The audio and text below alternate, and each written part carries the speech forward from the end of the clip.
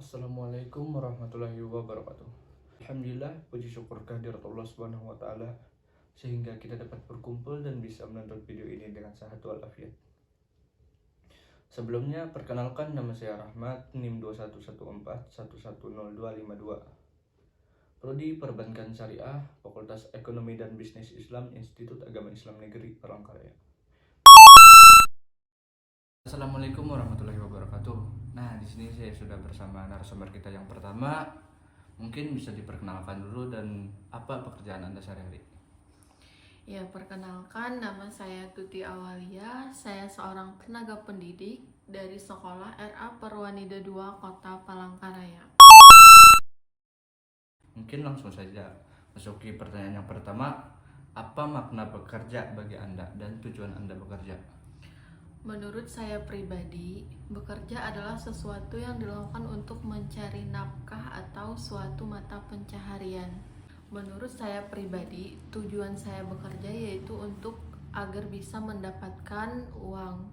Namun begitu, masing-masing orang mempunyai tujuan bekerjanya sendiri, baik dari segi uang, passion, atau karir. Bagaimana pandangan Anda tentang time is money? Ya, time is money, kata-kata atau pepatah yang sudah tidak asing lagi bagi kita semua. Nah, makna atau pepatah dari time is money yaitu siapapun yang menyia-nyiakan waktu, maka ia sedang menyia-nyiakan uang.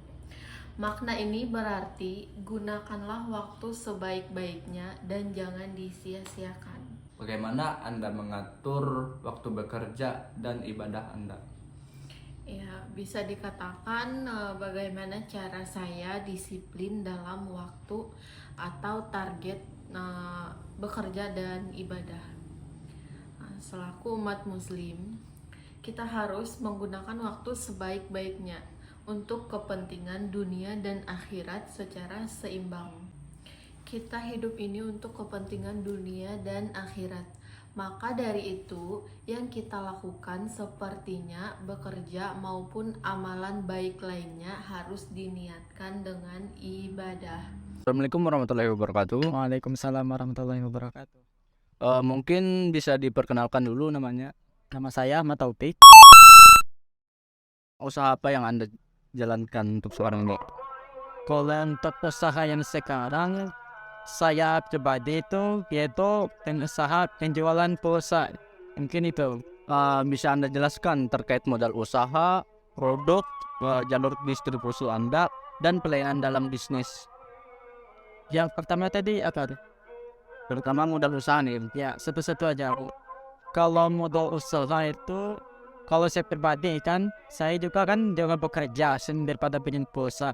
Saya ada kerjaan sampingan gitu. Jadi dari duit dari modal itulah saya akumulasikan dan saya transfer ke dalam satu pulsa untuk bisa saya jual ke masyarakat itu. Untuk jalur distribusinya gimana? Kalau untuk penjualan pulsa, jalur distribusinya itu saya tuh ya yang pertama itu kan menggunakan sebuah teknologi yang sekarang gitu yaitu smartphone. Nah, jadi smartphone tersebut kan itu pasti ada sebuah aplikasi untuk menjual pulsa itu. Untuk pelayanan Anda dalam bisnis itu sendiri gimana? Yang kalau dikaitkan dengan manajemen dalam pelayanan itu kan juga mengutamakan dalam teori analisis SWOT. Jadi kelemahan, kemudian kekuatan dan juga peluang dan juga ancamannya. Ya pasti ini kan peluang untuk bisa menarik pelanggan untuk pelayanan kita itu. Yang pasti yang pertama itulah kita saya pribadi lah langsung menyambut pelanggan itu dengan senyuman dulu. Kalau dari istilahnya itu ada 3S, senyum, salam, sapa. Nah jadi itu. Kemudian tanyakan dulu apa yang bisa saya bantu gitu nih. Jadi gitu pelayanannya. Yang pasti itu menjaga menjaga pandangan mata itu yang paling berpengaruh menurut saya dalam penjualan itu. Pertanyaan terakhir nih, untuk etika bisnis Rasulullah seperti apa yang Anda terapkan? Seperti kita ketahui kan Nabi Muhammad SAW itu kan manusia yang sempurna. Jadi ada sifat-sifatnya yang pasti yang kita tiru gitu. Nah, sifat-sifat itu kan kita tahu ada 4 sifat Nabi itu. Yang pertama sidik, benar. Yang kedua amanah, jujur. Yang ketiga tablik, menyampaikan. Dan yang keempat patonah, cerdas. Jadi dalam konsep penjualan usaha saya itu yang pasti kita terapkan 4 hal tersebut. Yang pertama sidik, benar. Jadi kita harus menjual produk itu sesuatu hal yang benar, sesuatu hal yang baik untuk kepentingan umat, jadi gitu. Kemudian sidik, benar, amanah, jujur. Dalam artian jujur itu kita tidak menipu pelanggan dengan cara memahal-mahalkan harga pulsa ataupun hal yang sebagainya gitu. Kemudian tablik, menyampaikan. Kita menyampaikan itu lebih kayak ke promosi daripada produk usaha kita. Kita sampaikan dengan hal kebaikan gitu. Kemudian patonah, cerdas. Nah, kita cerdas itu membuktikan kalau kita punya usaha yang sukses, berarti kita tuh membuktikan kita itu orang yang cerdas. Jadi ketika kita berusaha, otomatis kita gunakan akal untuk kita menjalankan usaha tersebut gitu. Jadi mungkin itu implementasi itu. Assalamualaikum warahmatullahi wabarakatuh. Waalaikumsalam warahmatullahi wabarakatuh. Dengan Mas siapa? Saya Muhammad Airudi Pratama, bisa dipanggil Yogi. Bagaimana konsep konsumsi yang Anda terapkan selama ini? Konsepnya yaitu kesederhanaan, yang dimana itu menjauhkan saya dari kejaran hutang. Lalu saya juga terhindar dari pola konsumtif yang berlebihan, yang dimana itu bisa menyebabkan saya dapat kemudaratan. Apa tujuan konsumsi bagi Anda? Tujuan konsumsi saya itu yang terutama itu paling penting adalah memenuhi kebutuhan saya sehari-hari, dan juga dapat memenuhi kebutuhan jasmani dan rohani secara optimal. Sepemahaman Anda, bagaimana Islam mengatur etika konsumen dan konsumsi dalam Islam? Paling penting itu memperhatikan prioritas kebutuhan konsumsi yang halal, dan juga memperhatikan kualitas konsumsi, mengutamakan nilai, masalah, serta kesederhanaan. Baik, saya akan menganalisis jawaban dari ketiga narasumber kita.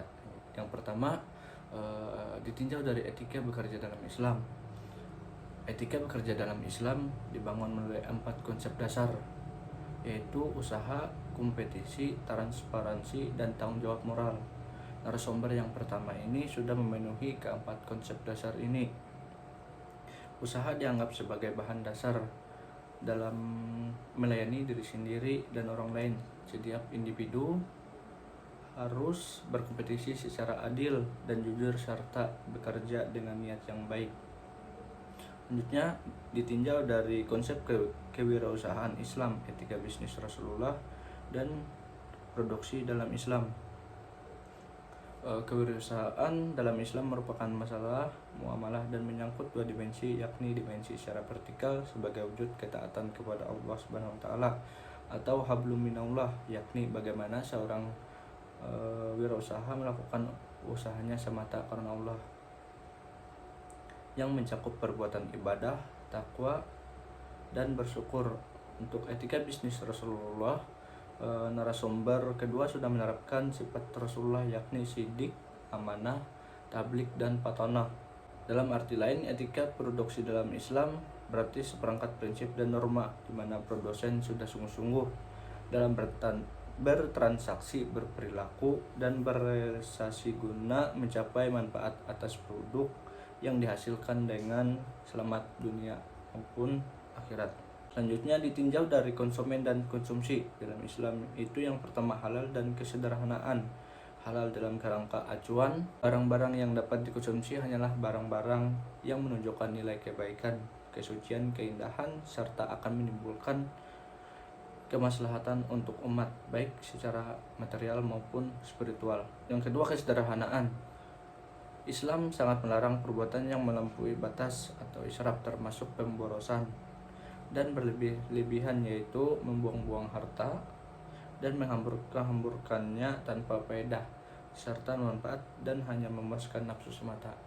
Mungkin itu saja video dari saya, semoga bermanfaat. Wassalamualaikum warahmatullahi wabarakatuh.